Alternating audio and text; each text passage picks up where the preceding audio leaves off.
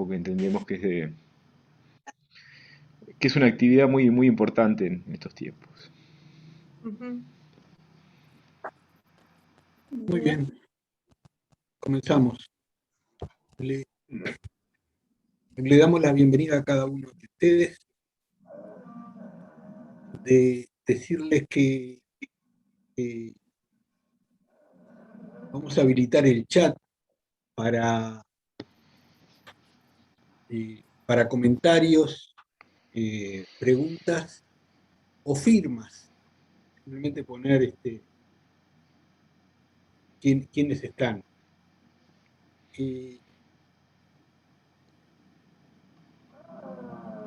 Voy por mi lado a presentar a uno de los colegas participantes de hoy. Me refiero a la psicóloga Maricel Robaina, que es magíster en psicología clínica, especializada en actuaciones psicosociales, en violencia política y catástrofes.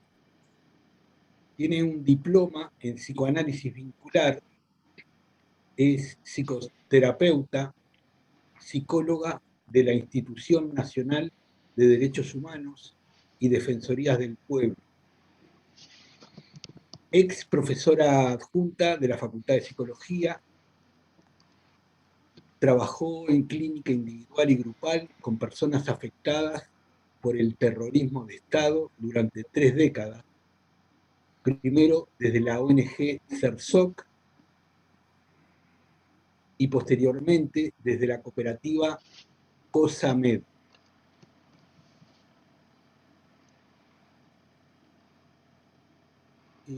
¿Nos presentás a los dos o arranco? Bien, sí, Yo voy a Diego, presentar a Rubén. Bien. Rubén Campero, licenciado en Psicología, sexólogo, docente del Instituto de Formación Sexológica Integral SEXUR y co-coordinador de la Diplomatura en Psicoanálisis Vincular y Género de UPCB. Tiene una especialización en psicoterapia focal psicoanalítica, terapia sistémica y terapia psicocorporal y diploma en psicoanálisis vincular. Antiespecista y especialista también en psicoanálisis, género y disidencias. Les damos la palabra entonces, compañeros. bienvenidos. Bueno, muchas gracias. Muchísimas gracias a la Comisión Científica por la invitación en relación a la conmemoración de la fecha del golpe de Estado. Me pidieron a ver si podía compartir esta experiencia que desarrollamos con una compañera que está por allí presente, que es Alba Pastorini, hace bastante tiempo, hace ya una década, y que, cursando la diplomatura de psicoanálisis vincular en el seminario de lo vincular, para realizar el trabajo de egreso de ese seminario, hicimos un trabajo junto con el colega Rubén Campero, y bueno, ese trabajo tengo entendido que ya se los hicieron llegar a ustedes, y la idea es poner en común hoy la experiencia que desarrollamos con Alba en una primera parte, luego analizar un poco los aspectos más teóricos, y nos pedían que quede abundante tiempo para el intercambio entre todas y todos, que bueno, que para nosotros, fundamentalmente con Alba, es algo sumamente necesario encontrar un espacio para donde sea un espacio de pensamiento, ¿no? Un espacio que nos nutra y que nos interpele y que nos permita encontrar como nuevas líneas y nos desafíe a ver cosas novedosas. Así que bienvenidos los aportes de todas y todos ustedes. Bueno, voy a contextualizar un poco la experiencia. La experiencia fue, nosotros con Alba le llamamos acompañamiento psicosocial al grupo de mujeres que presentó una denuncia judicial denunciando violencia sexual en el periodo del terrorismo de Estado. La denuncia la presentaron 28 expresas políticas que estuvieron presas más o menos en distintos periodos, ¿no? Desde el año 1971, ellas cayeron presas entre 1971 y 1983. Lo que demostraba que la violencia sexual había ocurrido durante todo el terrorismo de Estado, había sido una práctica sistemática, y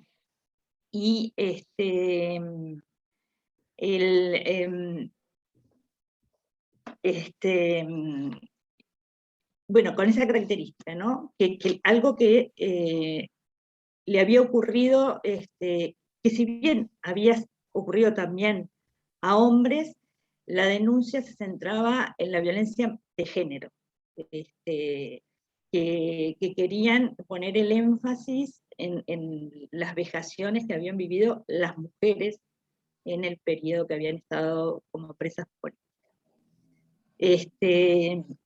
Bueno, contarles de que Alba y yo habíamos trabajado, como decían en la presentación, en una ONG, SERSOC, Servicio de Rehabilitación Social, que fue un servicio que ofreció atención en salud y en salud mental específicamente a personas afectadas directamente por el terrorismo de Estado.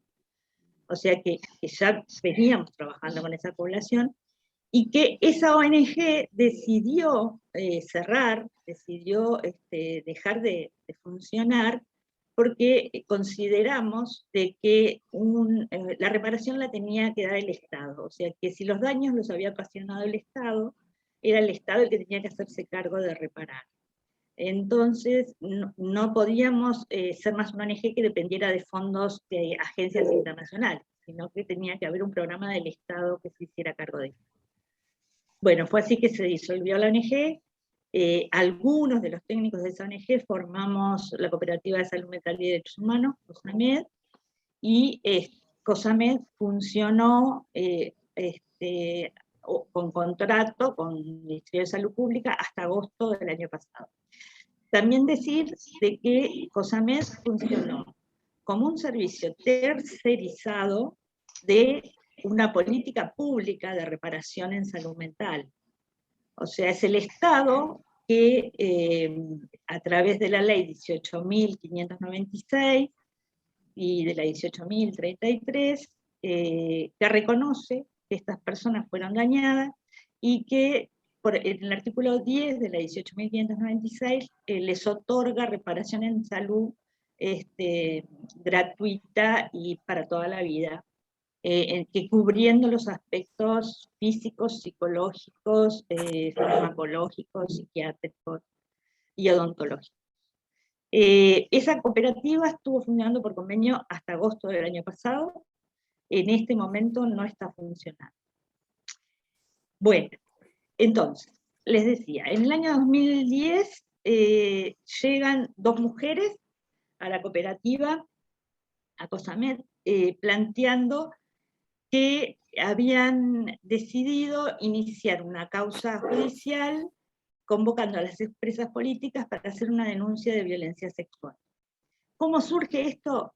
Surge porque una de estas mujeres, una de las líderes del grupo, que tenía una trayectoria feminista, había participado en un evento internacional donde toma contacto con que la violencia sexual cometida por el Estado en forma sistemática toma conciencia de que es un delito de lesa humanidad, y que siempre había sido visto como una forma de tortura, y no es, digo, la tortura es un delito de lesa humanidad y la violencia sexual es otro delito de lesa humanidad.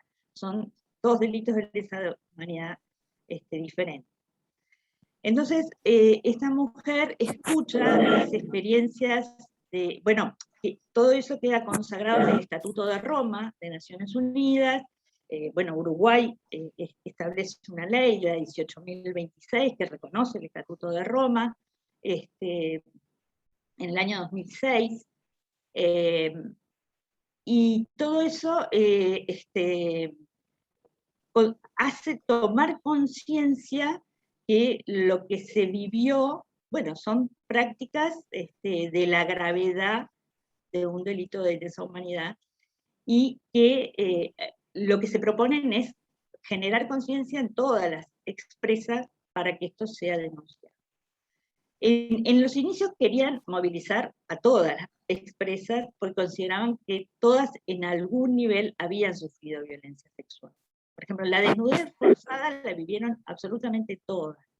En la época en que estaban en los cuarteles o en centros clandestinos de detención, todas estuvieron mucho tiempo en situaciones de desnudez forzada, bueno, con manoseos, con violencia, con tortura en los genitales, con violencias vinculadas a sus hijos, con violencias a las mujeres embarazadas, bueno, y con violaciones de las formas más tremendas que nos podamos imaginar. Ellas, si bien convocan a todas, logran juntar un grupo de 28 mujeres que hacen la denuncia, ¿no? Bueno, ahora, para llegar a eso, hubo todo un proceso que es lo que quiero contarles. Permiso, voy a entrar en la pantalla. A ver, ¿no se ve? Todavía no. No, a ver. ¿Ahí? ¿Ahí lo ven? Sí. Está. Sí. Bueno. Y si yo hago así, no. Ahora sí. Ahí se va. No. Entonces, lo vemos así. Igual, sí. Ahí, esta página ahí. Bien. Lo que nos planteamos con Alba, en primera instancia, cuando llegaron estas mujeres, bueno. Perdóname, Maricel, probá con F5. A ver si. ¿Pruebo con F5? A ver. ¿Molesta verlo así? No, no hay problema. Está bien, ¿No? se ve igual. Bien. Está. Bien. Bueno. Lo que se planteaban es que, bueno, una reunión en donde convocaron abiertamente para que participaran las mujeres, para invitarlas a participar de la denuncia.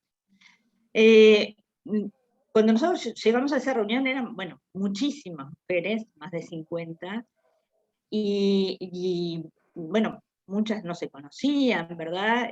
Hablaban todas a la vez, era un clima realmente imposible de pensar cómo de ahí podíamos pasar a trabajar una temática de tanta delicadeza e intimidad. Entonces, bueno, con Alba primero hicimos como talleres, donde participaron más o menos 30 mujeres, con técnicas de caldeamiento, con de psicodrama, con técnicas de taller, trabajo en subgrupos, fundamentalmente, bueno, viendo un poco las motivaciones, el por qué venía cada una, cómo había llegado, cómo se había enterado, qué buscaba, y de ahí es que fuimos a hacer una propuesta. Terminamos haciendo una propuesta, que era un encuadre, donde les planteamos de trabajar en forma quincenal, en reuniones de 2 horas, 2 horas y media, y pusimos ciertas reglas, ¿no? Bueno, la regla de la asistencia, la regla de la confidencialidad, la regla de la restitución, incluso, o sea, que cuando se hablaban temáticas del grupo por fuera del grupo, que fueran traídas al grupo. Y lo que les planteamos es que era necesario conformar un grupo sólido para dar lugar a poder comenzar a hablar de estos temas. Entonces nos preocupamos más que nada por generar una integración grupal, usamos distintos recursos técnicos, técnicas grupales, de taller, de dinámicas grupales, trabajamos con distintos materiales. Una vez conformado el grupo, fundamentalmente trabajamos con técnica operativa de grupos, las dos tenemos formación en técnica operativa de grupos, una observaba, otra coordinaba, siempre tomamos registros, hacíamos a veces lecturas de emergentes,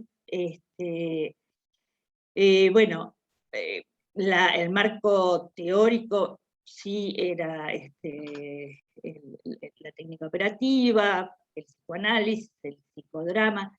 También tuvimos formación en lo que es la experiencia argentina de acompañamiento en los juicios, del Centro Ulloa, del Ministerio de Justicia de Argentina, y del Instituto Interamericano de Derechos Humanos, todos los trabajos de Gilda Pacheco en relación al acompañamiento en los juicios de la Corte Interamericana. Bueno, implicó nutrirnos de muchos recursos. Y también buscamos apoyo, ¿no? Bueno, con Lala Mangado, que está por allí, bueno, fuimos invitadas a escribir, entonces leímos, reflexionamos, pensamos, escribimos. También tuvimos instancias de covisión con Maren Ulriksen, también con Fabiana Rousseau de Argentina, en un momento con Pau Pérez, que es un psiquiatra español. O sea, en distintos momentos tuvimos que buscar apoyos porque, bueno, era complejo. Nosotras como coordinadoras nos planteamos que no iba a ser un grupo terapéutico, que no iba, o sea, que el objetivo no era que vinieran a contar qué le había pasado a cada uno. Eso no estuvo planteado como algo que tenía que ocurrir.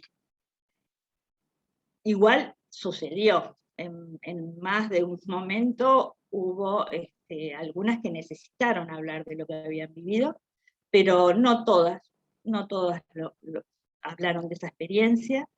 Y nosotros nos planteamos que queríamos, bueno, ser como acompañantes del proceso, saber que contaban que nosotros éramos un apoyo que estaba ahí para sostener y para promover la reflexión de todo lo que tenía que ver con los aspectos comunes del tránsito por la experiencia, para fortalecer el proceso grupal, para propiciar un marco de seguridad y de confianza, para promover aspectos resilientes.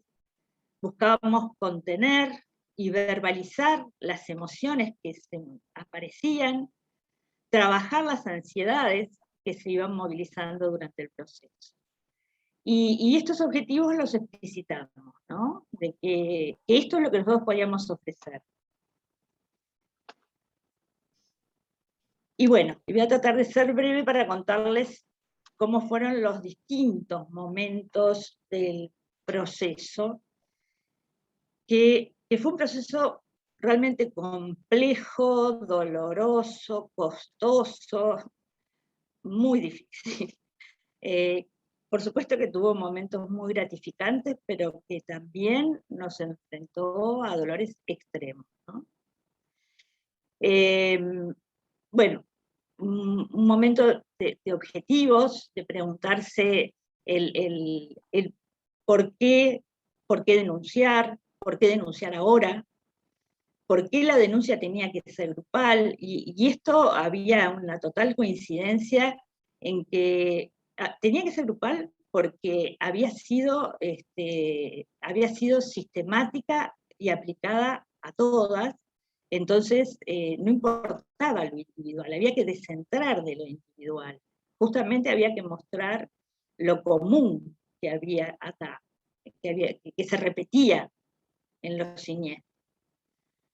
El enfoque de género también porque había estado muy invisibilizado, o sea, las historias que aparecían de los presos políticos en general eran masculinas en el imaginario social, y se conocía bastante poco de lo que habían vivido las mujeres en la prisión. Y además porque se habían ensañado particularmente con estas mujeres, porque pensemos lo que era el machismo y la concepción hace 48 años atrás, ¿no? Se habían ensañado con estas mujeres porque eran mujeres rebeldes que no encajaban con los prototipos de género de la época. Entonces buscaban destruirlas especialmente.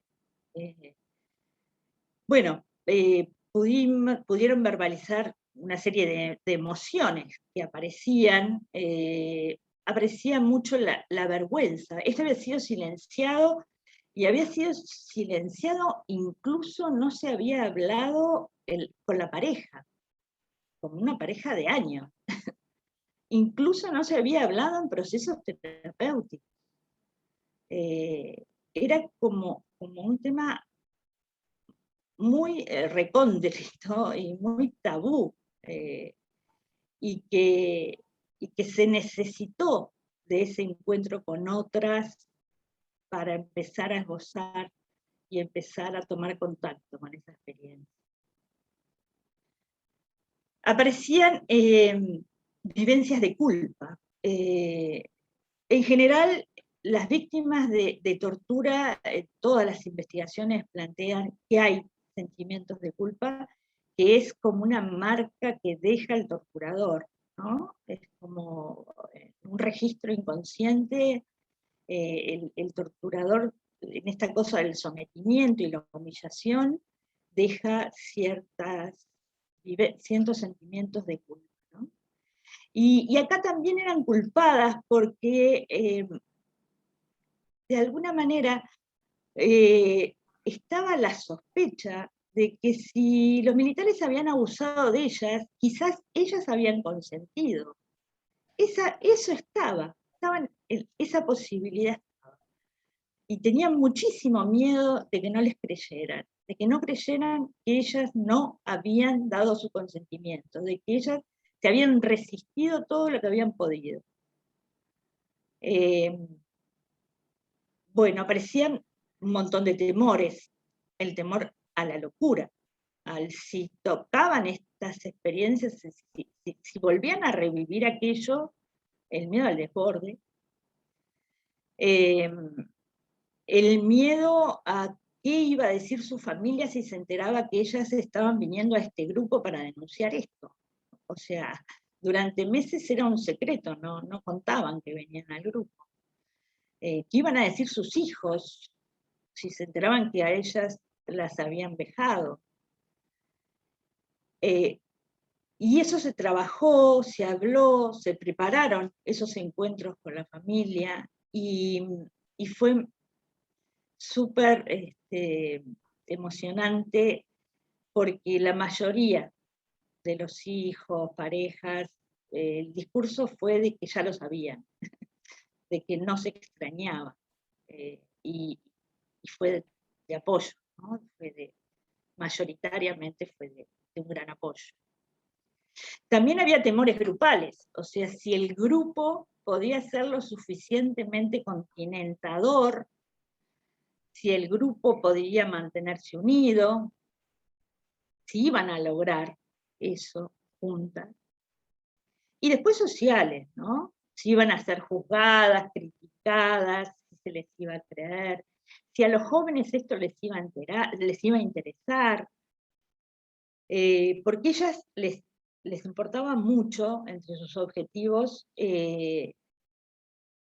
visibilizar la violencia sexual también, porque hoy es un problema, y para que quien hoy padece violencia sexual también el ejemplo de ella las motivara a hablar, ¿no?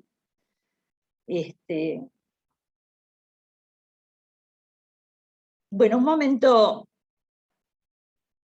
dificultoso fue la escritura de los testimonios. parecía como que, bueno, era sentarse y escribirlo, pero no era así, no fue así. Aparecían muchísimas resistencias, obstáculos. Bueno, con Alba siempre nos acordamos de una mujer, dijo, es que yo cuando me siento a la mesa a escribir las asquerosidades que pasé, no puedo escribirlas, porque es la mesa en la que come mi familia. Y ahí fue necesario hablar de qué había ocasionado, qué daños había dejado estas marcas, estas experiencias. Hablamos de esas marcas, hablamos de las secuelas. Y luego consideramos que era importante hablar de qué habían hecho ellas con eso, cómo habían podido seguir adelante, de los mecanismos con los que habían podido afrontar, habían podido resistir, y habían sido sumamente creativas. También está el tema de que las mujeres habían estado presas en forma grupal, entonces la marca del grupo y del lazo con otras mujeres la traían muy fuerte, ¿no?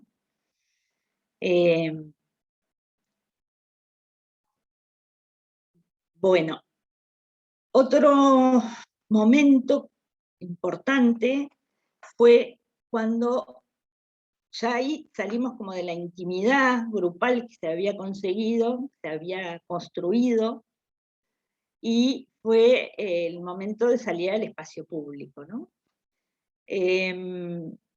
Ahí pidieron asesoramiento con un periodista, bueno, también con sus abogados, y estaba claro que había que construir un discurso grupal, que no se tenían que exponer a contar qué le había pasado a cada una, sino a hablar de todas, a hablar de lo que le había pasado a todas, como una unidad, como una forma de cuidarse.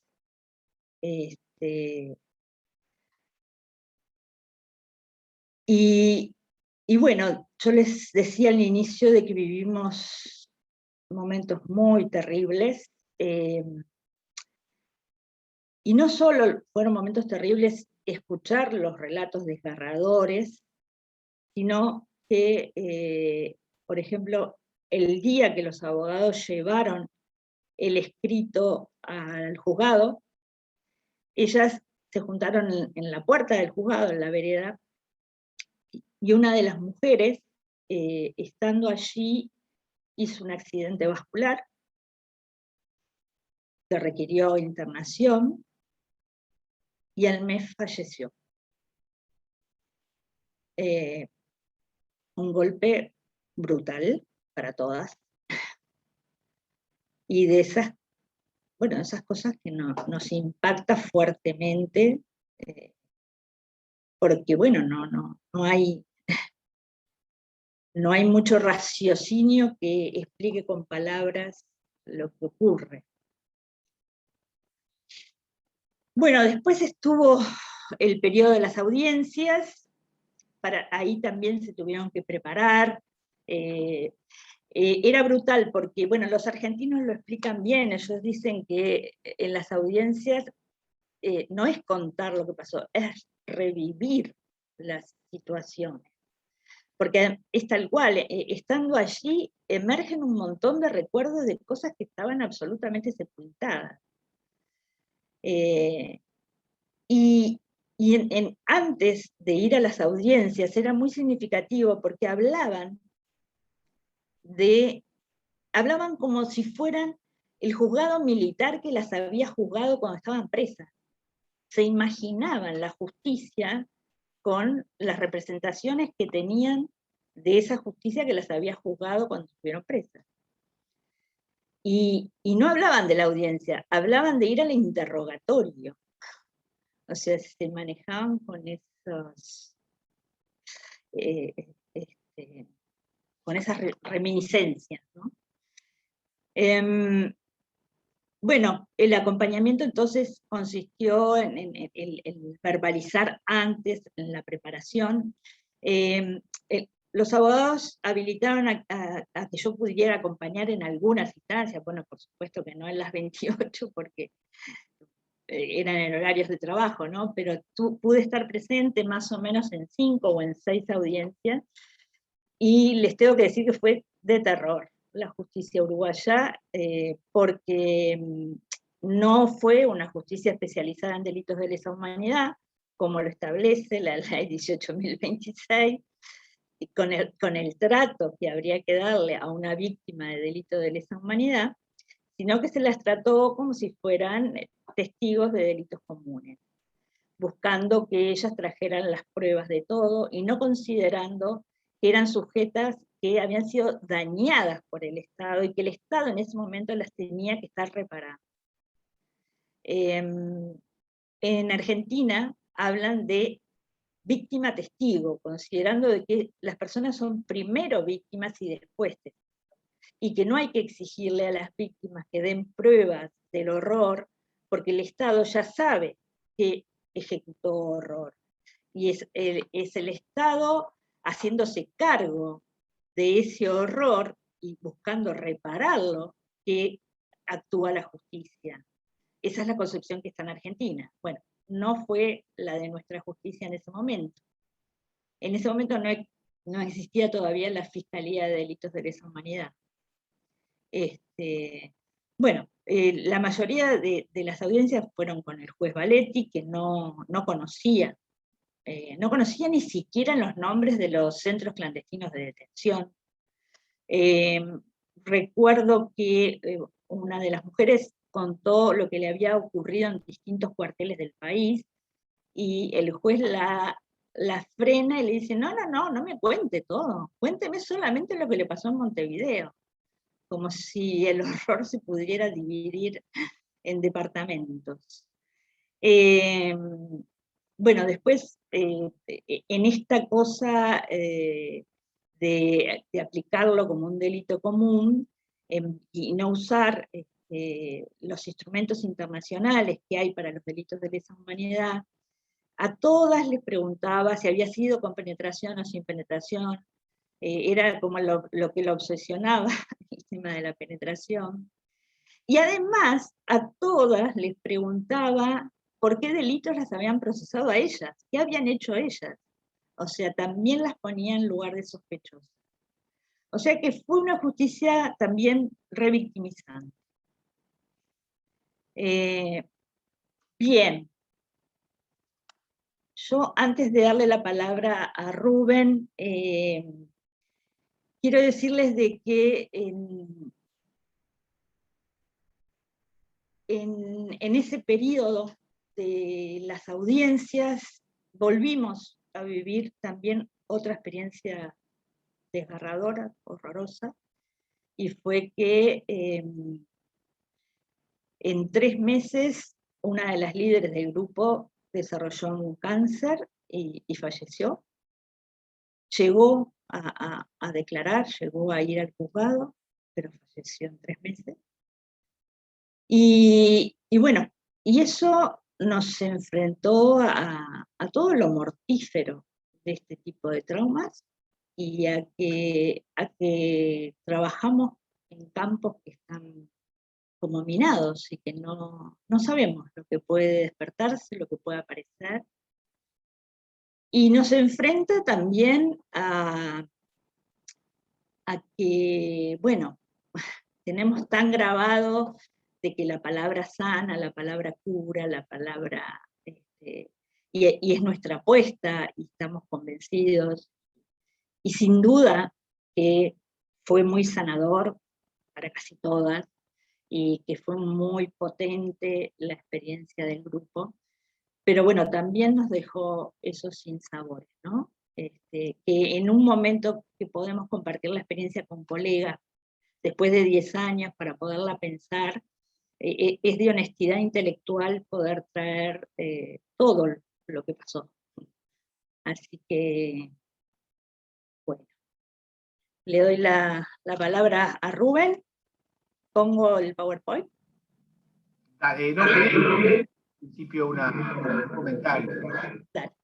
Que es difícil también ahora continuar también con esto, ¿no? Más allá que estaba en trabajo entregado, ustedes más o menos sabían, obviamente, de qué vamos a hablar, están familiarizadas por ahí con el tema. Pero pensaba, primero, aclarar mi perspectiva, mi posición en todo esto, ¿no? Yo no trabajé en esto, yo no estuve en este proceso, no me especializo en derechos humanos, pero en todo caso la pertinencia, primero vino porque, bueno, hice el trabajo con Maricel para la materia de la diplomatura en psicoanálisis vincular, y de alguna manera, por ahí, un poco de oído, algunas cuestiones puedo estar tocando sobre esto en términos de que, bueno, me dedico hace años al tema de la sexualidad y a la perspectiva de género, que de alguna manera también esto podía darme alguna, bueno, idea distinta. Lo rescato porque pararnos frente a lo ominoso, que quiero decir con esto a lo abominable, lo siniestro, aquello que no tiene palabra, ¿no? Aquello que está de alguna manera por fuera, y va a permanecer por fuera de la representación, o bueno, o hacemos el intento de que pueda ser representado. Podría ser interesante también que tuviera una mirada de alguien que no estuvo participando en eso, que además es una mirada localizada. Yo soy un hombre cisgénero, entonces evidentemente eso también tiene, digamos, construye una perspectiva específica también de esta realidad. No especializo en derechos humanos, bueno, sí, pero no desde esta perspectiva, aunque toque estas cuestiones. Lo que sí, empiezo desde la perspectiva de género, que no es solamente el hecho de que sean mujeres, sino que son cuerpos percibidos, decodificados como mujeres por una cultura patriarcal que tiene, digámoslo así, un sexismo binario, en donde, ¿no?, cataloga polarmente hombres y mujeres, que estas mujeres así miradas, así interpretadas y percibidas, son cuerpos abiertos, y ya no solo por el tema de la anatomía, sino que son cuerpos abiertos a la colonización. Evidentemente, las torturas y lo horroroso, lo ominoso, fue general para todas las personas que sufrieron el terrorismo de Estado. ¿Pero por qué la perspectiva de género? ¿Solo porque son mujeres? Sí, pero a su vez también porque lo femenino provoca un plus de terror, un plus de aquello aún no representado culturalmente. Aquí me estoy apoyando más en el feminismo de la diferencia, como por ejemplo puede ser Rosy Braidotti, pero no importa ahora, las autoras de esa dimensión de lo femenino, de lo siempre atacable, de lo siempre colonizable, de lo siempre entrable.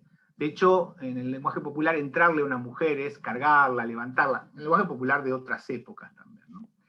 Yo tengo un trabajo que presenté en un foro de psicoanálisis y género que se llama provocativamente La violabilidad de lo femenino, en el sentido de que parece que lo femenino, los cuerpos vistos a través de esta construcción femenina, son naturalmente violables en términos de disciplinamiento, en términos de doma, y digo específicamente doma porque lo femenino también queda asociado. Recuerden, en mi presentación aparecía que soy antiespecista, el tema de la animalidad me toca muy, muy de cerca.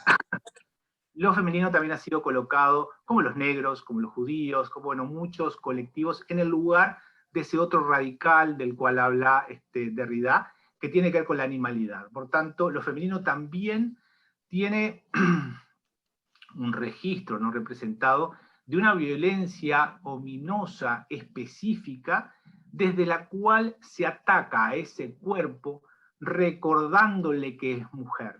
Se la viola para recordarle que es mujer. ¿Qué quiere decir esto?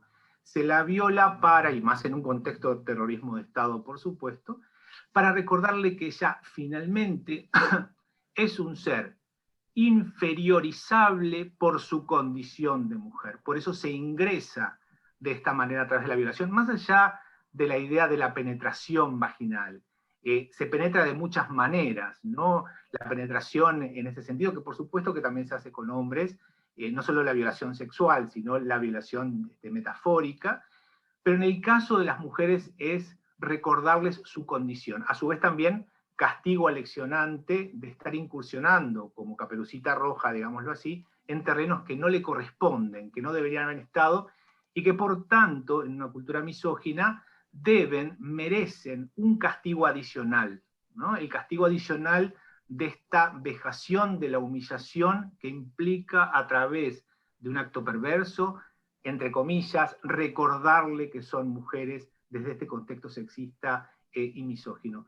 Yo personalmente, cuando me empecé a familiarizar más con esto, por supuesto que lo sabía, de hecho, en mi historia, cuando yo empecé a trabajar a los inicios de los 90 en educación sexual a nivel comunitario, me tocó trabajar con una de estas mujeres, ¿tá? Que bueno, yo con los años, yo era muy chico en aquella época, me enteré que era una de ellas, bueno, que tiene una participación muy fuerte en este tema, y bueno, me tocó biográficamente también decir, ah, mirá, no sabía ¿no? Entonces, me impactó, y además cuando vi los documentales, que se los recomiendo que los busquen, si no los han visto, los testimonios siempre por supuesto que impactan, ¿no? Pero especialmente esto que estuvo acá, quiero decir, y ahí ya vamos a meternos con esto de cuánto nos interpela.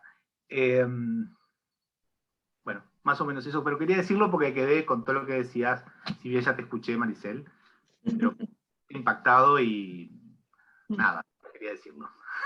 Vamos al PowerPoint. Bueno, voy.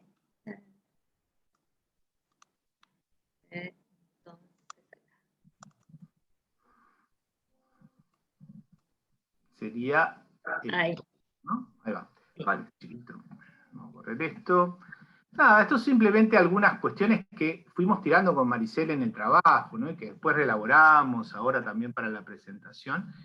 Y pensábamos en esto de la grupalidad, ¿no? Que tanto insistía Maricel, como dimensiones de lo femenino que se jugaron en esa grupalidad, en esa vincularidad que se produjo a través de la situación ominosa, de las experiencias ominosas que vivieron a partir de una situación mayor de terrorismo de Estado, en donde, digamos, esas dimensiones de lo femenino y de la experiencia común vivida como mujeres, insisto, como mujeres, piensen ustedes para esto de la especificidad de lo femenino en el destaque que se hace a nivel legal del femicidio. ¿Ah? O sea, obviamente que también se mata a los hombres, pero de alguna manera no, con la figura del femicidio se intenta visibilizar algo que está del orden de lo no representado en lo que yo diría la matabilidad de las mujeres. ¿Ah? En esto por eso que les decía la violabilidad de las mujeres, que seguramente, que obviamente en esto se expresó, y más en aquella época cuando los valores patriarcales estaban mucho más rígidos de lo que pueden estar ahora, aunque siguen rígidos, pero bueno, jugamos con lo políticamente correcto. Bueno, esas dimensiones de lo femenino, de la experiencia común vivida como mujeres, se juega en ese entre grupal, y eso es lo que Maricel insistía mucho, ¿no? La cuestión grupal y lo que se produce novedoso en el encuentro de mujeres a partir del intercambio de experiencias, de vivencias y demás, que trasciende, por tanto, las individualidades. Evidentemente, se producen novedosos relatos, renovados relatos sobre estas experiencias vividas a partir del encuentro de estas mujeres que trasciende las individualidades. En tanto, Sí. eso cual, Lo que decíamos, Rubén, es como que, bueno, éramos todas mujeres, ¿no? Las denunciantes y Alba y yo, y que, bueno, que algo de lo materno femenino, de lo contenedor femenino, se debe haber jugado en ese entre que construimos.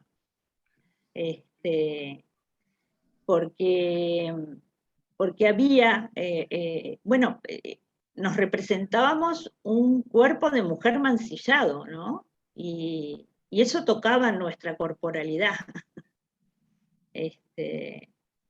Entonces, o sea, eso yo creo que no podía pasar en un grupo mixto. Era importante que fuéramos todas mujeres. Sí. Sí, en ese para el extremo, el cuerpo, eso en el extremo. Sí, surge obviamente, es interesante, ¿no? Pensar cómo pudieron surgir otras potencias también, donde se pone en juego eso femenino, materno que vos traías, ¿no? Sí. bueno, sigo con esto de lo grupal, ¿no? Trascender las individualidades, obviamente, considerándolas, ¿no? Insisto, y vuelvo a decir desde dónde estoy hablando yo, desde un lugar totalmente atrevido, porque no estuve en experiencia, encima soy un varón cisgénero, pero bueno, se hace lo que se puede. En tanto que eso grupal, espacio de pertenencia, que eso yo creo que por lo que hablábamos con Maricel y en la producción del trabajo también para mí me quedó bastante claro, la pertenencia, desde el que generar relatos, como decía, revitalizados, novedosos, con los que elaborar las vivencias, dentro de lo que se puede, ¿no? Aquellas que puedan ser medianamente elaborables y reescribir la experiencia. ¿Ah? ¿De cara a qué? Al objetivo que esta grupalidad tenía. La visibilidad pública, ¿no? La construcción del testimonio y, concretamente, la efectivización de la denuncia, que era el objetivo, ¿no? Por supuesto que no era sería lo final, quiero decir, pero todo este proceso yo creo que ayudó, claramente, no solo ayudó, sino fue parte esencial de esa grupalidad en clave de lo femenino. También otro nivel es cuestionar e interpelar la lógica de la dominación. Acá me voy con Bourdieu, ¿no? Tanto el colectivo de mujeres, ¿no? Como oprimido, que aprende también a verse con los ojos del opresor, como dice Bourdieu. Pero cuestionar e interpretar esa lógica de dominación, lo cual es muy difícil, ¿no? Pero por lo menos para ver si se toca en algo la erosión del lazo perverso que por su imposición terrorífica contamina y coloniza los cuerpos y las subjetividades, ¿no? Lo que hace todo sistema totalitario, por supuesto, ¿no? Yo enfatizaría mucho en la expresión contaminación y colonización, ¿no? ¿Para qué? ¿Para qué se hace esto? De intentar erosionar, para hacer algo distinto con eso ominoso y siniestro, que la función que ha tenido es despojar.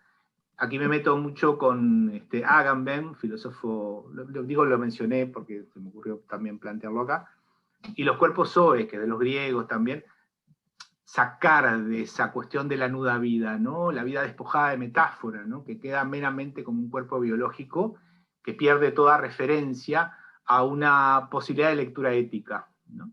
Y la propiedad, porque lo femenino también, y esto lo trabaja mucho Rita Segato, la antropóloga, vinculado al tema de lo femenino como la propiedad, y que Rita Segato la violación la trae también como un acto de reclamo de propiedad, ¿no? En lo que ella habla de la dueñidad. También, bueno, de la especificidad de la violencia, como decía, lo femenino. ¿Pasa por el otro? Sí. Voy más rápido, así ya... tenemos tiempo. Bien, otro nivel de lo que fuimos conversando esto está escrito del trabajo, lo pueden encontrar también, y que fuimos conversando después con Maricel para la presentación de hoy, sería construir en conjunto una nueva narrativa, o nuevas narrativas sobre lo ocurrido, ¿no? Sobre lo transitado, sobre lo vivido, sobre el proceso, que se producen obviamente desde un contexto grupal y vincular. O sea, individualmente la cuestión sería probablemente diferente. ¿Me explico? Porque la soledad, esta obligación a tener que ser un yo que dé cuenta de sí, es demasiada interpelación para un cuerpo que ha vivido un terror tal.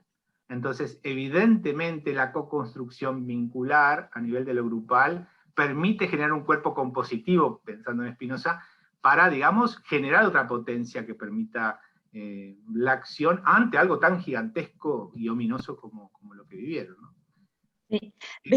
Quería agregar una cosa ahí, que un hallazgo durante el grupo era cuando alguien hacía su relato y otra decía, yo creía que esto me había pasado solo a mí, no me pasó solo a mí, porque siempre había cargado con esa duda de por qué me había pasado solo a mí, y no le había pasado solo a ella, ¿no? Entonces, el verle la dimensión política de por qué le habían hecho eso, la intencionalidad macro, que ella había sido una pieza dentro de un sistema, no había sido algo individual, entre el torturador y ella, ¿no? Pasa que ahí también toca lo que, no, el mismo punto. La violación no es un acto erótico sexual, en lo absoluto. Es un arma de guerra, en cualquier ámbito, ¿no? En este caso contextuado al terrorismo de Estado, la dictadura y demás. Y justamente es la perversión de la violación, y en términos de hacerla pasar como algo sexual, como que está originada en el deseo de quien perpetra el acto violento, produce una confusión, como que hubiera una especie como de intimidad con ese acto, y ahí es donde es muy difícil correrse de eso, porque tenemos todavía en nuestra cultura la idea de que lo sexual tiene que ver con lo erótico. Bueno, sabemos en nuestro ámbito que no es así, digo, manejamos en esto, pero la gente lo sigue asociando, ¿no? Entonces, la importancia de poderse dar cuenta de que esto fue general, que fue parte de una estrategia más global, puede ayudar a ver a la violación como un arma de guerra. Eso nos pareció también, bueno, insisto, ya lo tenían trabajado cuando hicieron la experiencia, digo, pero es interesante también al día de hoy, bueno, y con otras miradas, poder subrayar este aspecto. El tema justamente de politizar, por tanto, este acto sexual, entre comillas, politizarlo. Yo creo que eso ayuda muchísimo en lo que tiene que ver con una intervención grupal, sacarlo del individual, sacarlo de la experiencia, además, misoginia mediante, donde las mujeres, bueno, vos lo mencionabas, Maricel, han sido educadas también para cargar con esta responsabilidad de ser las provocadoras de la cuestión. Entonces, bueno, es importante llevarlo como otro plano y a otro registro en donde se pueda politizar el acto y aparezca la ética de la responsabilidad también con la comunidad. Ya no es que es una violación que ocurrió entre. Esto fue un arma de guerra que estuvo, digamos, que fue posible también, bueno, por una situación de terrorismo y que después ha sido, bueno, tolerada por la sociedad. Todo un tema que lo vamos a dejar para el final, como una pregunta interpelante. En el grupo también planteaban de la historización, ¿no? De generar otros orígenes, porque esto es un aspecto central de lo vincular, ¿no? Poder construir otras ideas de qué pasó, cómo empezó, para poder generar relatos distintos sobre la misma Por ejemplo, experiencia. voy a traer un ejemplo, Rubén, que me acordé. En una de las reuniones, una de las mujeres llevó un manual de la Escuela de las Américas, con el cual se deformaba la cabeza de los militares y se los preparaba para la tortura. Por ejemplo, ¿no? Que para poder ver esto de la guerra, esto de la maquinaria destructiva, donde, bueno, descentrar mi experiencia y poder ver todo el aparataje que había implicado en esa experiencia, ¿no? Tal cual, tal cual. Sí, eso le da un encuadre que contiene también, de alguna manera, porque amplifica la significación del acto, ¿no? Y no queda solamente en que era yo y mi cuerpito con esta situación, ¿no? Sino que era mucho más grande. Del lugar, por eso viene de la mano con lo que sigue, ¿no? Del lugar individual padeciente al nosotras empoderadas, ¿no? Capaz que decir empoderada es mucho ante tanta cuestión siniestra, pero sí, obviamente que hay una cuestión de construcción de la potencia y por tanto del poder. Con una voz colectiva, esto es súper importante, que levanta el silencio para intentar dotar de nuevo sentido, pero sobre todo levantar el silencio que, como explicó Maricel, fue un laburo. Fue un laburo. Más allá que estaba la motivación, también fue un laburo, porque no alcanza solo con la motivación. Devenir otra con otras. Aquí la perspectiva de género, la sororidad, esta cuestión, yo no me inscribo tanto en el feminismo de la diferencia, pero entiendo que aquí hay una cuestión bien interesante vinculada con lo femenino, ¿eh? El devenir otra con otras, ¿no? Que solo fue posible así, como decía Maricel. a partir de un acontecimiento común vivido. El acontecimiento, este otro concepto de lo vincular, ¿no? Esto que irrumpe y que marca un antes y un después, evidentemente, mueve identidades, bueno, provoca cambios radicales, que bueno, que entre ellas lo van pudiendo como reescribir. Bueno, elaborar además también nos parece importante las depositaciones misóginas y sexualmente culpabilizantes e intimistas proyectadas. ¿Me fui? Perdón. Ah, ¿no? Eso. Proyectadas sobre... Proyectan, sí. El régimen proyecta, o sea, si ustedes escuchan los testimonios, los milicos usaban expresiones, bueno, que están en la cultura, quiero decir, ¿no? Para recordarle a las mujeres que son mujeres en esta clave patriarcal y misógina. Y a su vez también porque hay un contexto patriarcal que en algún punto también habilitaba todo esto. ¿Y cuál es la idea? Bueno, culpabilizar a las mujeres, llevar esto a un plano de la intimidad, ¿no? Entonces, es importante la elaboración de todas estas depositaciones. Digamos, bueno, por ahí. Quedan dos más, ¿no? O una. Una sola. Bueno, el testimonio. También el testimonio jugábamos con esto del ser testigo, ¿no? El poder que hayan otras que avalen lo ocurrido a través también del testimonio, ¿no? De ser testigos, de poder producir testimonio y demás. Y una humanización colectiva desde lo común.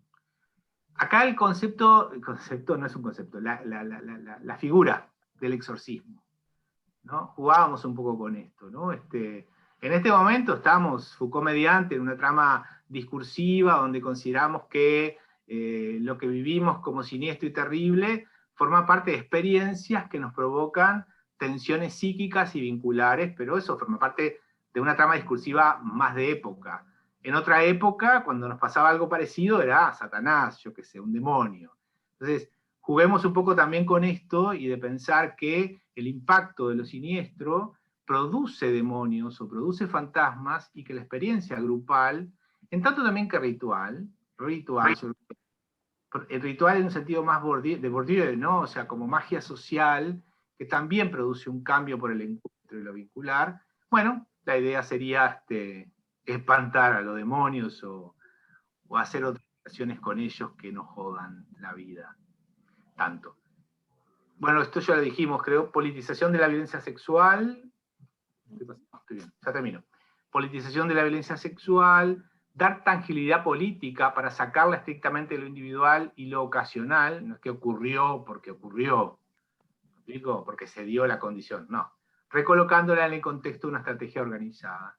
Construir el nunca más generacional, esto lo decía Maricel, querían que, y fundamental para la memoria, ¿no? Y la alianza entre mujeres hacia una legitimidad y autoridad grupalmente gestionada. ¿Qué quiere decir esto? La potencia, ¿no? Pensemos en Spinoza, la potencia que se produce en el encuentro, eso nuevo, novedoso, que genere la creación, además en un contexto patriarcal, de una autoridad que sea femenina, ¿no? Generalmente en una cultura como esta, ¿no? La autoridad se deposita en una estructura más masculina y fálica, ¿no? Entonces, cómo, digamos, se produce legitimidad y autoridad en, digamos, algo nuevo que surge del encuentro de estas mujeres, a las cuales se les recordó brutalmente, entre comillas, que eran mujeres, para producir esta legitimidad y esta autoridad, sobre todo porque tienen que enfrentar a un sistema que sigue siendo patriarcal, y bueno, también así pasó lo que pasó. Ante el terrorismo de Estado y el patriarcado, afrontar lo siniestro de la inoculación masculina desde un entre mujeres. Cuando digo inoculación masculina no me refiero a la masculinidad sola, la hegemónica, ¿no? Hay muchas formas de masculinidad, ¿no? Pero para resumir, apareció esa de ahí. ¿Vamos a la última, Marcel? Sí. Bueno, y bueno, queríamos dejar planteadas a modo de seguir pensando en forma conjunta estas preguntas. Decimos, ¿qué aspectos del patriarcado y la misoginia hacen que estos hechos sean silenciados socialmente? ¿Cómo nos interpelan estas acciones estatales siniestras como comunidad? y cómo elaboramos colectivamente estos traumatismos. Y ahora les damos la palabra a ustedes. Respondan las preguntas. ¿Son tan fáciles?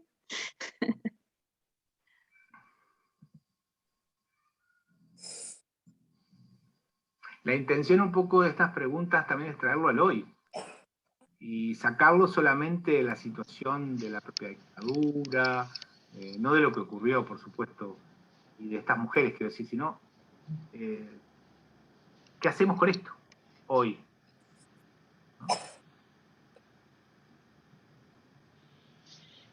Yo en primer lugar les quiero agradecer en la intervención, parece una intervención sumamente rica. No sé responder esas preguntas, da para mucho y para pensar mucho, pero de alguna manera me quedé con esto de la grupalidad y las coordinadoras, Maricel y Alba, también cumpliendo como una función de maternaje, y bueno, y por ahí con el planteo de lo contenedor del grupo, y de la importancia de que fueran como dos mujeres. Y hoy en esto que ustedes traen, en una pareja, como decía Rubén, con lo masculino, cis, heterosexual, lo femenino, a mí me daba como, por ahí venía pensando que de alguna manera en esta instancia también se estaba como reescribiendo la experiencia, que esa instancia de encuentro de las mujeres fue una forma como de reescribir lo vivido, incorporándolo también en lo grupal. Pero yo pensaba en esta instancia también, que de alguna manera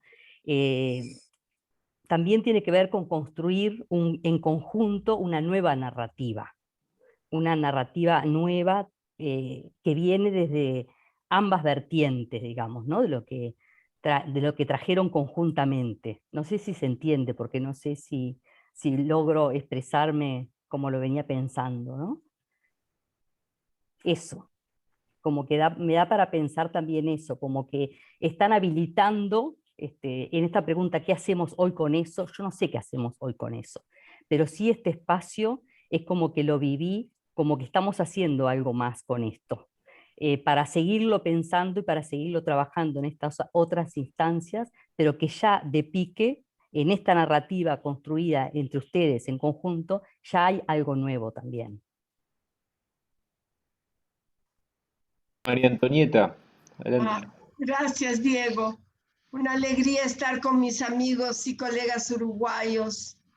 Felicitarte, Maricel, y tu compañera por el trabajo tan excelente que nos han traído, y Rubén por sus inquietantes preguntas, ¿no? Y estaba pensando así, ¿cómo elaboramos colectivamente los traumatismos sociales? Yo creo que ese trabajo de ustedes es una de las formas más interesantes de haber podido intentar hacer esta elaboración colectiva de un traumatismo social. Creo que es una acción política fundamental, y me parece que, como dice Lala, esa narrativa actual creo que es revitalizante, porque no estamos lejos de vivir nuevamente todas estas situaciones, ¿no? Esto quisiera comentarlo en primer lugar. Ahora, hay algunas cosas que me han inquietado muchísimo de la presentación. Una de ellas, que yo no tendría una respuesta, pero que me inquieta poder pensarlo grupalmente. ¿Cuánto poco trabajamos sobre la vergüenza? ¿Sabes? Desde el psicoanálisis, como que fuese un concepto poquísimo abordado por nosotros. Y me instiga a pensar esto, ¿no? Que me parece muy, muy importante. Ahora, otro aspecto que me parece que, por todo lo que ustedes hicieron, hacerlas narrar, construir historia, poder hablar de lo vivido, me recordé un poco qué hombre soy, ¿no? ¿Vendráis por ahí? ¿Vendráis a mano? Y mañana te ¿Aló? Oh, Adelante, adelante. adelante. sí, ¿qué hombre soy? Porque parece que la narrativa no permitió al autor no suicidarse. Porque lo que me llama la atención, bueno, todas las imágenes nos recuerdan muy vivamente los relatos que tenemos sobre la Shoah, ¿no? De esos cuerpos desnudos, en fin. Pero lo que me llamó la atención, Maricel, es el cuerpo de mujer mancillado. Y es este cuerpo de mujer que enferma cuando están ante la audiencia y tiene un problema físico. Y es el cuerpo de esta otra mujer que se enferma y tiene un cáncer. Entonces, ¿cómo, por más de todo lo que ustedes hicieron, no pudieron contener la posibilidad de colocar en palabras, ¿no? Esta vivencia traumática no representable? Me recordé en cuanto ustedes hablaban de una experiencia que yo realicé en Perú con personas que habían vivido la situación también del terrorismo del Estado. Y uno de los relatos de dos de las mujeres del grupo fue que cuando fueron a la audiencia, y me gustó esa idea del testimonio, testigo. Víctima testigo. Víctima testigo. Son victimizados nuevamente, ¿no? Porque estaban los militares, los amigos de los militares, los familiares de los militares, y cuando ellas estaban saliendo fueron llamadas de putas. Y fueron llamadas de que ellas habían provocado a los militares para ellas haber sido violadas. O sea, fueron revictimizadas nuevamente. Entonces, no sé, pensé un poco con la cuestión también del silencio, ¿no? Y cómo, por lo menos en las personas que vivieron la Shoah, ellos no hablan para la generación que les sigue, son a los nietos que les hablan, o es de repente cuando hay la película de Spielberg que estos abuelos comienzan a hablar lo que nunca hablaron. Entonces creo que es muy, muy importante y bellísimo el trabajo. Agradezco muchísimo tan bella experiencia que nos han compartido.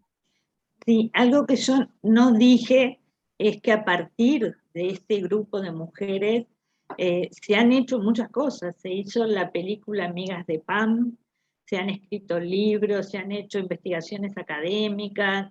Bueno, ellas han sido invitadas a numerosos lugares a dar sus experiencias, sus trabajos.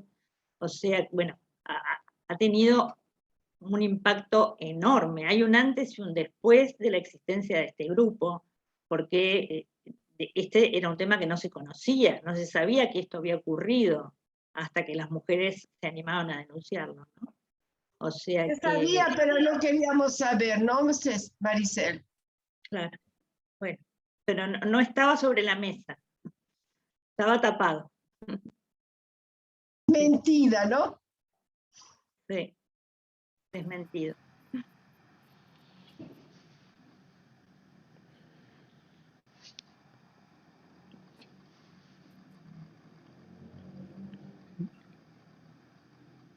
Entre otras cosas, porque los militares nunca se hicieron cargo y nunca dijeron las cosas que hicieron.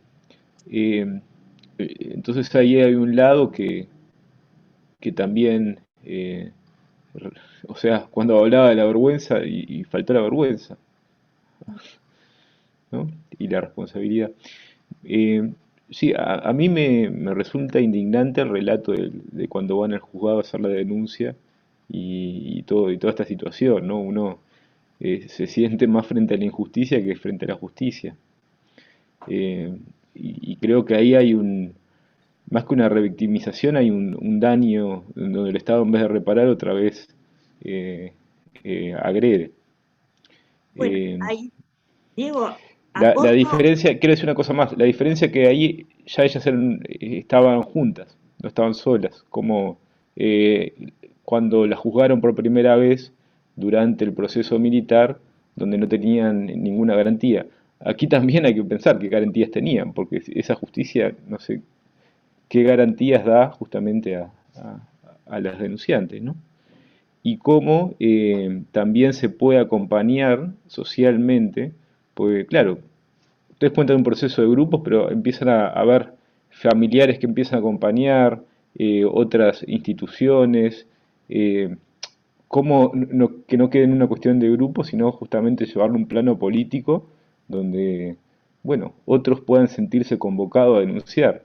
La justicia permite hacer solo denuncias en forma individual. La figura es la de la persona, la persona jurídica que denuncia un hecho frente a un juez o frente a una fiscalía, y no existe la posibilidad de denunciar en forma colectiva o comunitaria. Es interesante pensar cómo también hay algo del sistema jurídico que refuerza la idea de individuo y no contempla la posibilidad de que como comunidad se puedan denunciar bueno, los crímenes.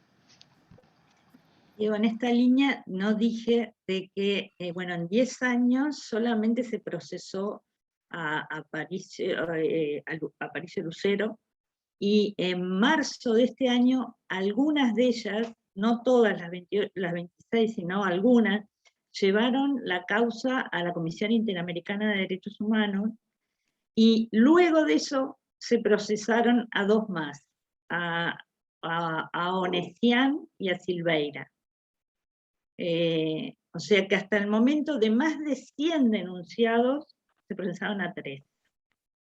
Y no por delitos de lesa humanidad, sino por atentado violento al pudor, por lesiones graves, privación de libertad.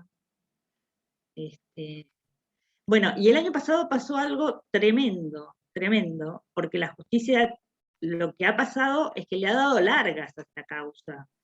Los represores han interpuesto recursos de inconstitucionalidad, los mandan a la Suprema Corte de Justicia y todo alarga el proceso, ¿no? Y el año pasado fueron citadas las mujeres por los abogados de los represores.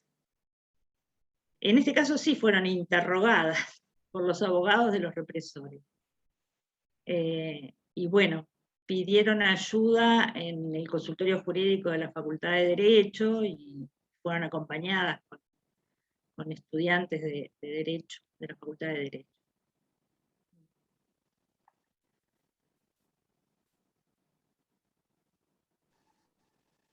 Perdón, Maricel, Diego, si no hay ¿estaban nadie anotado. obligadas a concurrir o podían no hacerlo en el caso de eso? Por ser citadas por los abogados de los represores, podían decir que no.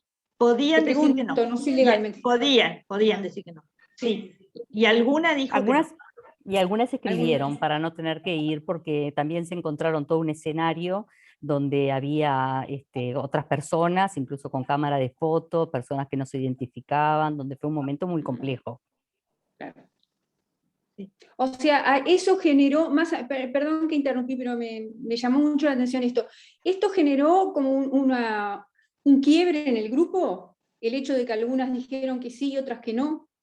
No, no se quebró el grupo por eso, pero bueno, no se pusieron de acuerdo, decidieron individualmente. De hecho, el grupo no funciona así quincenalmente como esa experiencia que hicimos con Alba. Esa experiencia duró más o menos hasta el 2013. Después, claro, ahí lo que pasó es que ellas todas habían declarado y el expediente quedó como quieto, no había mucho para hacer, y durante mucho tiempo no había como motivos para reunirse, y ahí dejamos de reunirnos. Después, nosotras, Alba y yo, nos alejamos, y ellas empezaron a reunirse cada vez que había un motivo, pero no mantuvieron reuniones sistemáticas. Y claro, lo curioso es que cuando estábamos preparando esta actividad, nos llamaron nuevamente ahora, hace menos de un mes, pidiéndonos a Alba y a mí otra vez un acompañamiento para poderse como ordenar de nuevo como grupo en esta etapa actual. Nelson. Sí, quería hacer algunos comentarios, y sumarme sentidamente al agradecimiento por presentar estas situaciones. La verdad que en múltiples situaciones me deja mucho más preguntas que respuestas, que constituyen desafíos, sobre todo para cierto encare del psicoanálisis, de cómo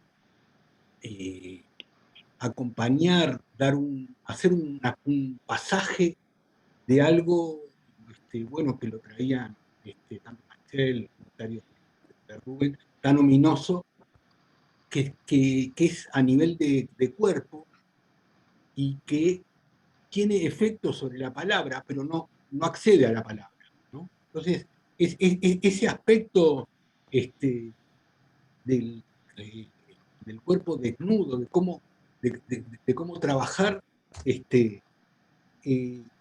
la verdad que quedo profundamente agradecido por esta idea de grupalidad, de conformar una nueva grupalidad, que como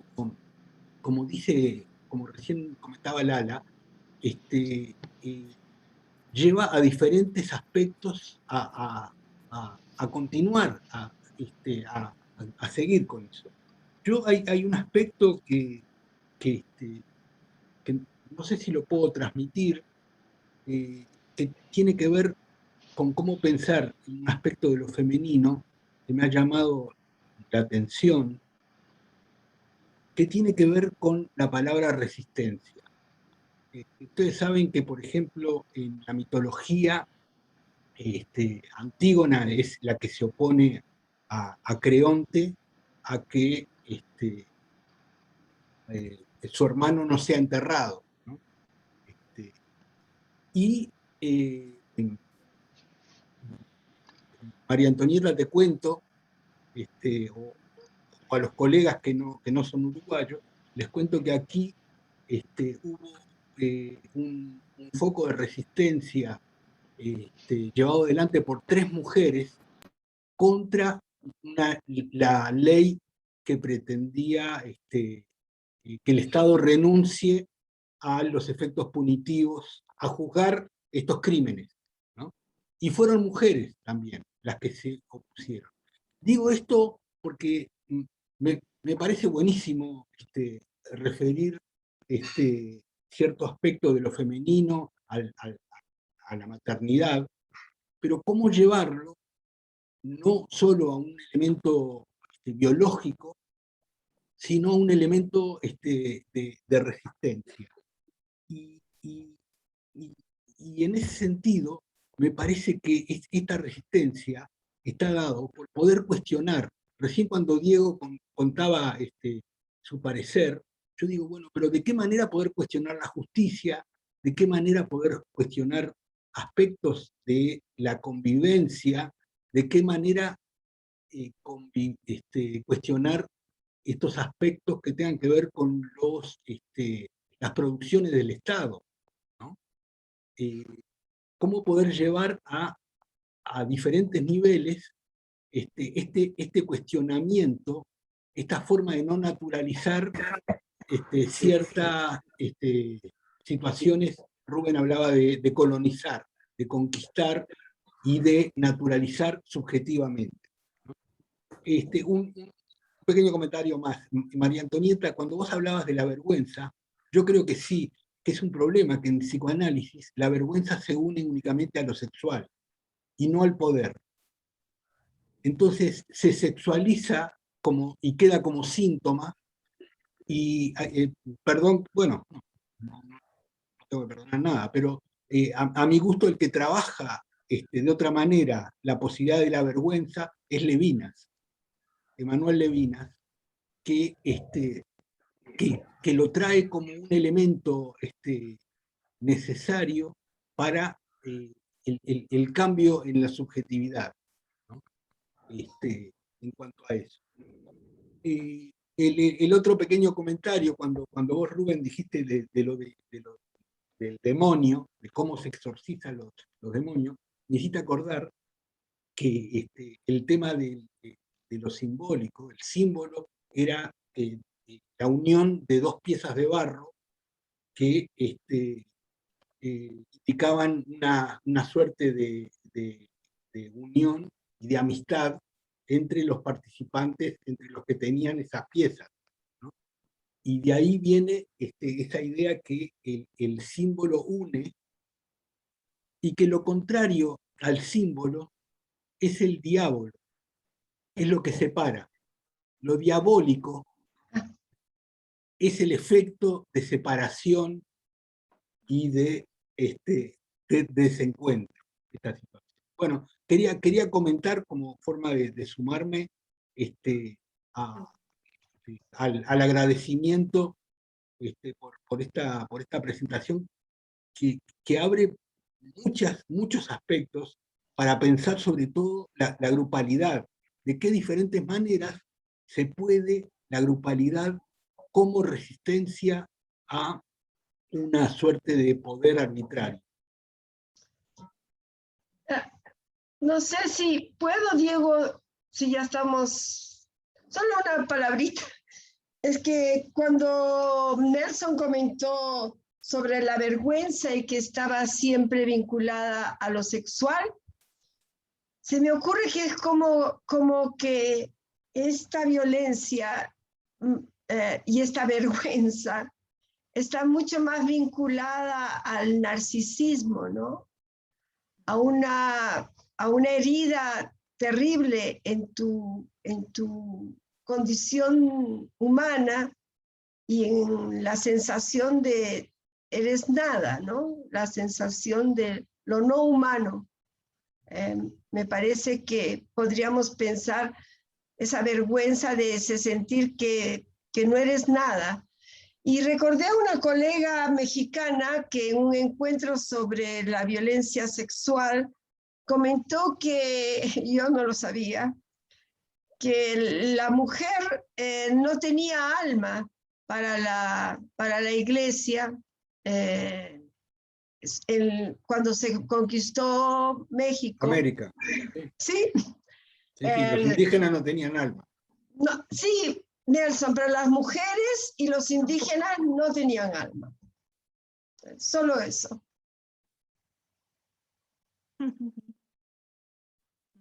Por eso eran agentes del diablo.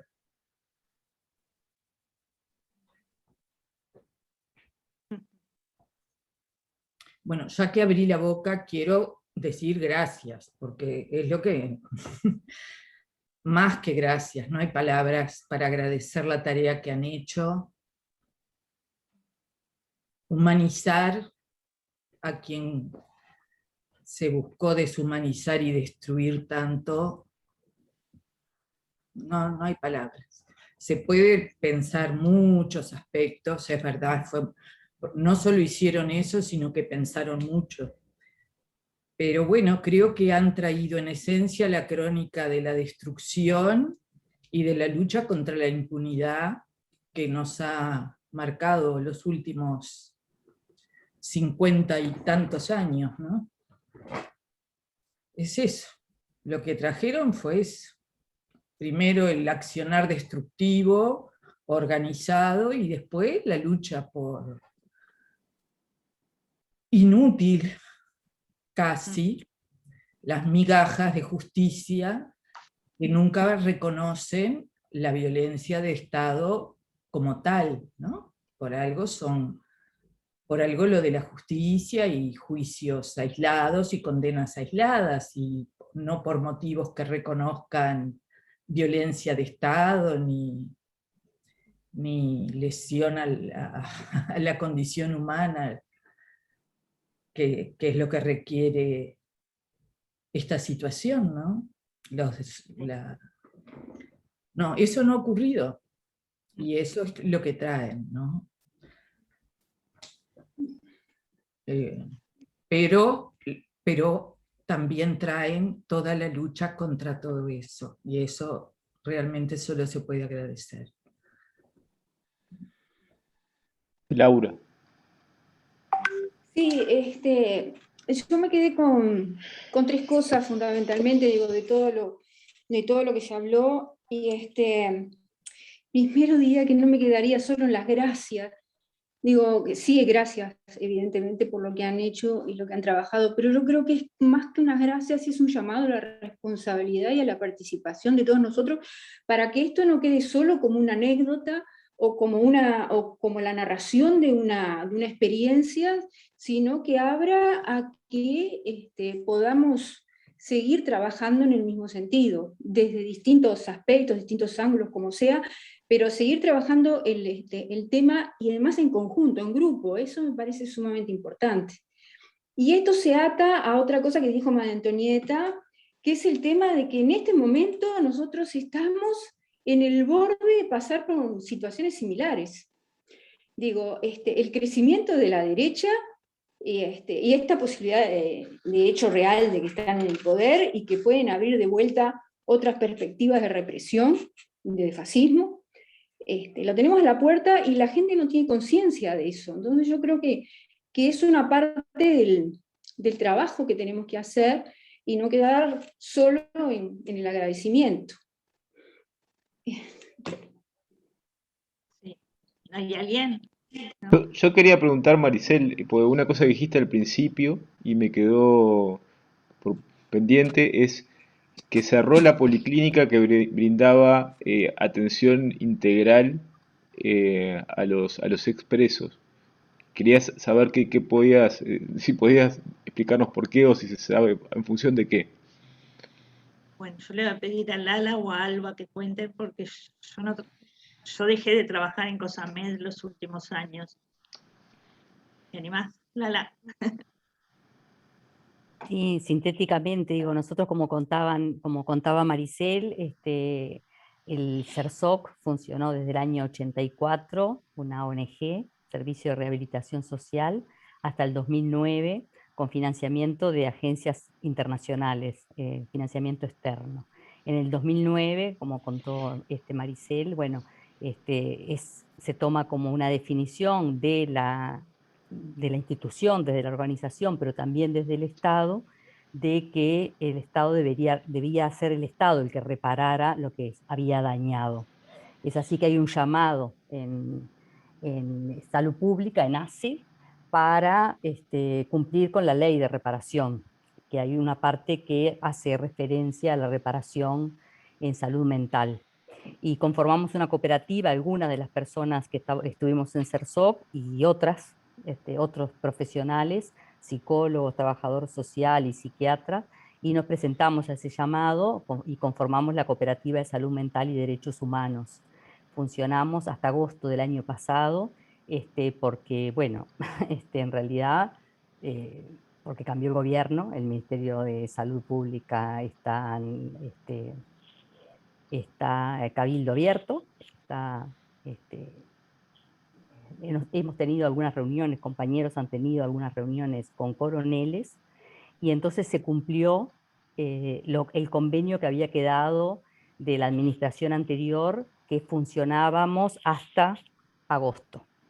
De todas maneras, el año pasado, bueno, fue también bastante complejo porque hubo muchos atrasos en los pagos, se transfiere una partida fija para gastos de funcionamiento, no sabíamos si lo íbamos a cobrar o no, de todas maneras continuamos trabajando en forma virtual, fundamentalmente, y bueno, luego se cumplió con el convenio, es de honestidad también decirlo, hasta el mes de agosto.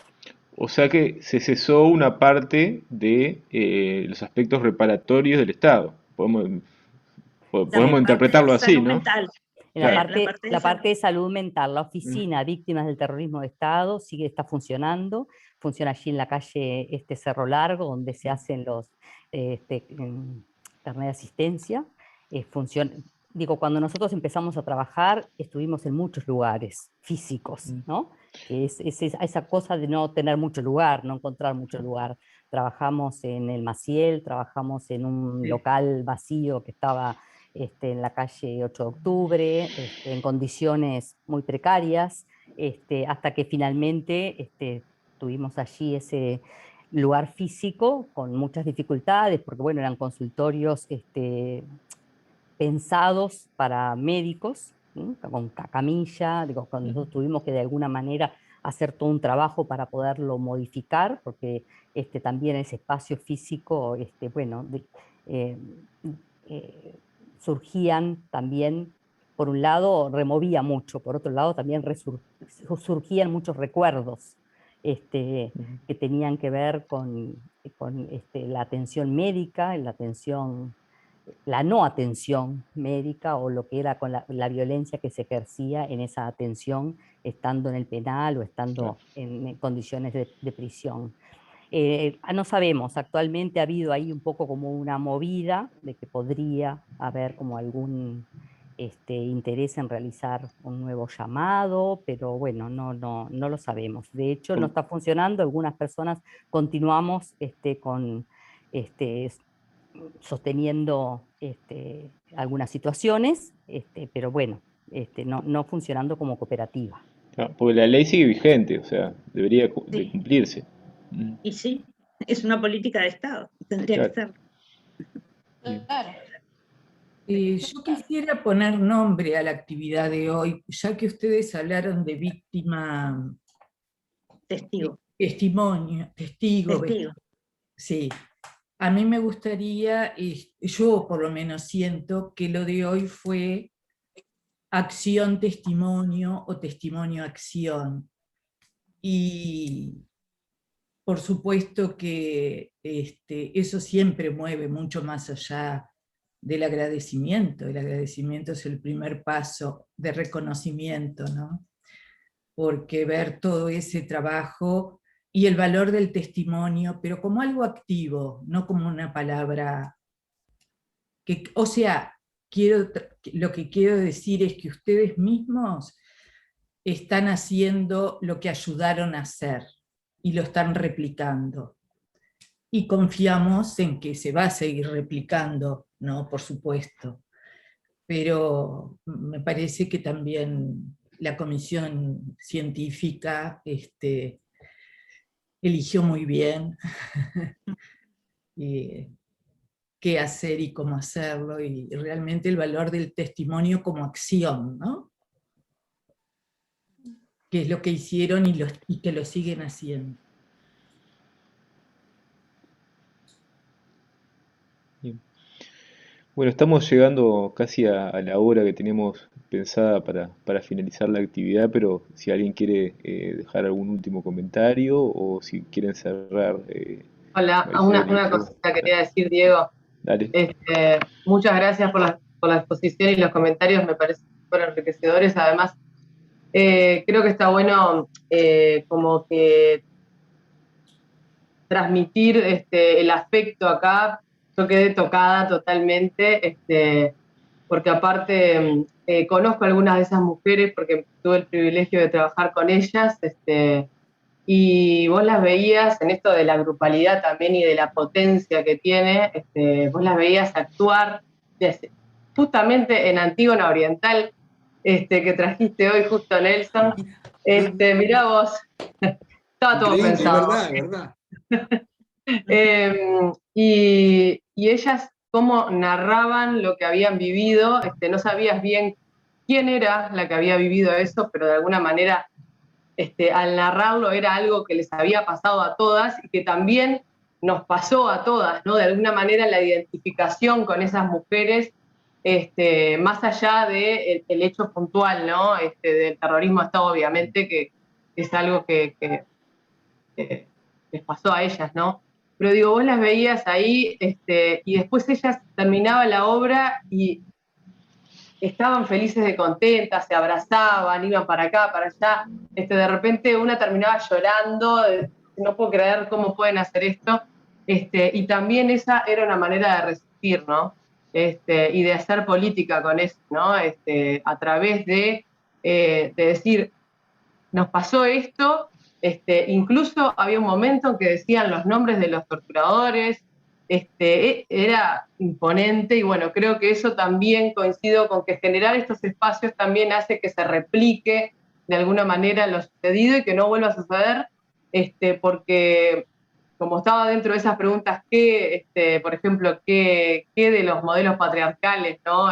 Siguen estando, y bueno, lamentablemente hay un montón de cosas que siguen estando, ¿no? Como esto también que decía Diego de la justicia, ¿no? De que podés solo individualmente ir a denunciar algo, como el divide y reinarás también, jerárquico, ¿no?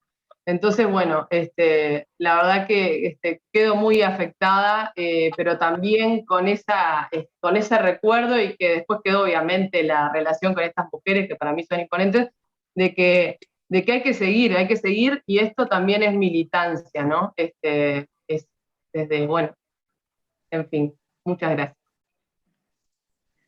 Bueno, me das pie para decir que, bueno, en el trabajo lo decimos con Nelson, de que esto fue un acontecimiento en nuestras vidas para todas, ¿no?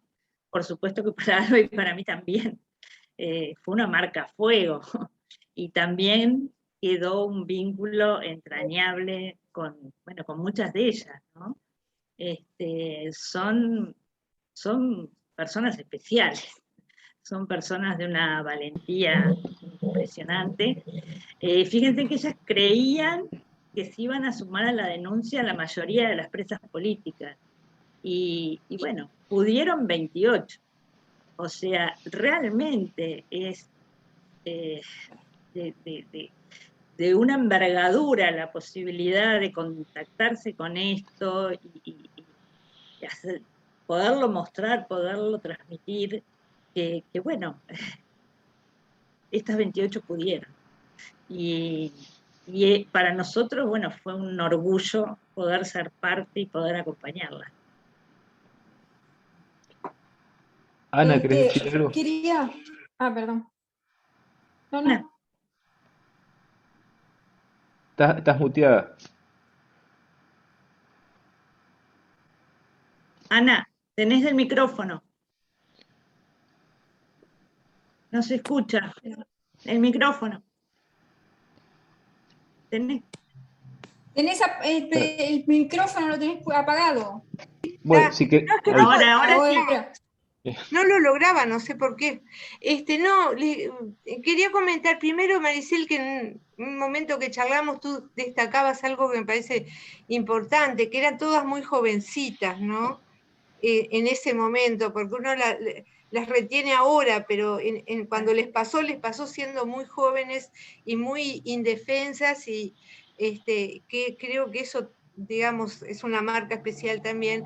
Lo otro, que para poder convivir con esto, me imagino que tuvieron que disociarse, no hay otra forma, me parece, de sobrevivir a esto que la disociación, ¿verdad? Y cuando uno se disocia, digamos, o para poder hacer la denuncia y para poder juntarse y para poder hacer todo ese trabajo, tuvieron que volver a reunificarse a sí mismas, y bueno, y unificándose y reunificándose con otras. No hay otra posibilidad. Entiendo a las mujeres que no pudieron hacer este trabajo de asociar los aspectos, ¿no? Y bueno, para sobrevivir. Pero bueno, por suerte, digamos, ellas pudieron, y bueno, y sucede todo esto que está sucediendo, y que nos sucede a cada uno de nosotros que escuchamos estas cosas, ¿no? Eso nomás. Sí, tratábamos de transmitir eso, de que en el grupo como que se encontró la parte de humanización, como lo más bello de lo humano, para poder acercarse a ese horror. Sí. Laura, ¿querías decir algo? Sí, sabes que, sabes que en realidad cuando estaba hablando me quedé sin batería y por eso se me cortó lo que estaba diciendo. Y quería agregar una sola cosa más, que es el tema de que lo que a mí me preocupa, que por ejemplo acá en esta reunión somos 20, 25, o sea, no sé cuántas, en realidad 26. En este momento salió mucha gente, 26, salió alguna gente, bien. Lo que a mí me preocupa realmente en este momento es que estas cosas no se conocen, no tienen una difusión masiva. y cómo se podría hacer para que, bueno, para que la gente conociera estas cosas y supiera, bueno, cómo actuar en situaciones que, como decía María Antonieta, y vuelvo a repetirlo, y a mí me preocupan también, es el tema de que estamos a punto de estar en una situación muy similar. Digo, hay otros países de América Latina que están pasando por situaciones muy violentas y acá ni se oyen, ni se hablan, ni nadie dice nada, por ejemplo, de las muertes de Colombia, de los asesinatos en la calle por la fuerza del Estado, las cosas de la represión que ha pasado en Chile. O sea, este tipo de cosas que están pasando y que parece que nosotros seguimos, yo qué sé, en Got Talent, ¿viste? o en la vuelta de Tinelli, pero no hay realmente un conocimiento de este tipo de cosas, que creo que una de las tareas militantes, como decía Micaela, de alguna forma, es esto de darle más difusión, de darle apertura a que la gente conozca lo que pasó. Hay quienes todavía niegan que hubo dictadura, que hubo represión. En eso está esta actividad, porque me parece que si no entramos siempre en una vivencia de insuficiencia, que también, yo te entiendo, Laura, la intención es excelente, pero es muy importante lo que está pasando hoy. Me parece que tenemos que valorarlo, multiplicarlo, continuarlo. Es una actividad científica súper valiosa, hay décadas de trabajo acá presentes hoy. Entonces, yo te entiendo lo que a dónde apuntás, pero a veces nuestro anhelo puede hacer que marque lo insuficiente, y yo hoy me quedo con lo mucho que hay. Creo que son las dos cosas las que están presentes. La realidad nos desborda, pero también hay décadas de trabajo y de lucha. Y se reconocen absolutamente, Elena, se reconoce absolutamente lo que han hecho mucha gente, pero digo, es que como no quedarnos, morirnos en la orilla, ¿no? Quedarnos en la orilla, sino seguir para adelante y bueno, no desmoronarnos, ¿no? Porque uno lo que vive ahora es un poco el sentimiento ese como que se acabó, se desmoronó, no hay posibilidades. Bueno, o a partir de ahora, pero no a partir de ahora como si fuera algo novedoso, sino cómo sumar a las diferentes formas de poner el cuerpo y de poder describir para humanizar, ¿no? el trabajo que llevaron adelante. Bueno, Diego, no sé si querías comentar algo más o... No, en principio no sé si Rubén o Maricel quieren hacer algún otro comentario, si no cerraríamos por la actividad. Yo agradecerle muchísimo a todos ustedes, la verdad que me parece súper rica esta instancia y bueno, también me voy como con mucho sentimiento. Gracias. Yo también agradecerles y bueno, desde este lugar, ¿no? En lo que pude hacer el aporte, y me sigo moviendo, ¿no? Me moviliza mucho todo lo que fue el propio trabajo, bueno, revisitarlo ahora para la presentación de hoy, y sí, coincido contigo, Laura, en lo poco difundido que está. Me identifico con la masa popular o la masa que por ahí no accede tanto, ¿no? Y sí, ¿no? Qué bueno que se pueda difundir más, qué bueno que esté esto, y nada, agradecido. Agradecido también por todo lo que plantearon, porque nada, no se sigue enriqueciendo. Así que gracias. Bien. Bueno, muchas gracias a ustedes, es muy valioso el trabajo y aquellos que participan de la actividad y que han acceder al trabajo lo pueden pedir a UPCB por mail a los que no les haya llegado.